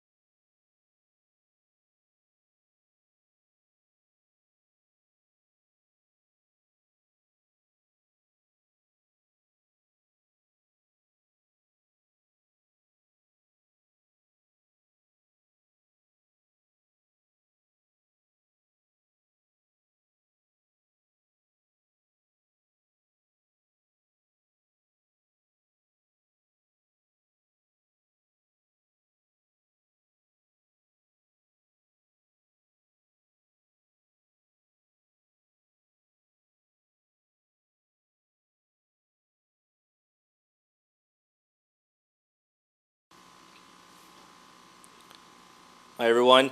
Actually, I'm going to call to bring us back into open, that this meeting does now resume in the open hour of 9:15 p.m. I got Councillor Gannon moving it, Mayor Billisma seconding it. All those in favor? Okay, that carries. So now we're in open. Coming out of open here, we got a couple of directives. And so under item P6522, Legal Solicitor Client Privilege, Peter Budd, Ontario Land Tribunal Verbal Update. The recommendation is that staff be and are hereby authorized to proceed as directed in close. If I can get a mover for that. Mayor Billisma, seconder. Councillor Gannon. All those in favor? That carries. So then the second item, we have P6622, and it's a legal solicitor client privilege, property sale matter, sales of land in former Gainsborough Township, Old Gainsborough Public Works Yard, 3-acre lot, 5490 Vaughan Road, West Lincoln, and the recommendation is that staff be and are hereby authorized to proceed as directed and close. If I can get a mover for that, I got Councillor Rayner, and if I can use Councillor Yonker as a seconder. All those in favor? Okay, that carries. So at that point, I believe that brings us to pretty much the end of our meeting here. I got the wrong thing there, but I'm going to just, from what I remember, I'm going to adjourn the meeting at the hour of 9:17. Pardon me? Oh, Councillor Rayner. Yes, I haven't heard it all from Councillor Trombetta tonight. I'm just wondering if he's okay. Is he all right? Is he there? He's there. He's absolute Simon and Garfunkel. He is the sounds of silence tonight. Yes, he came prepared, so he didn't. All his questions were taken care of. You've asked more than enough for everybody. All right, I'm going to adjourn the meeting at the hour of 9:17 p.m.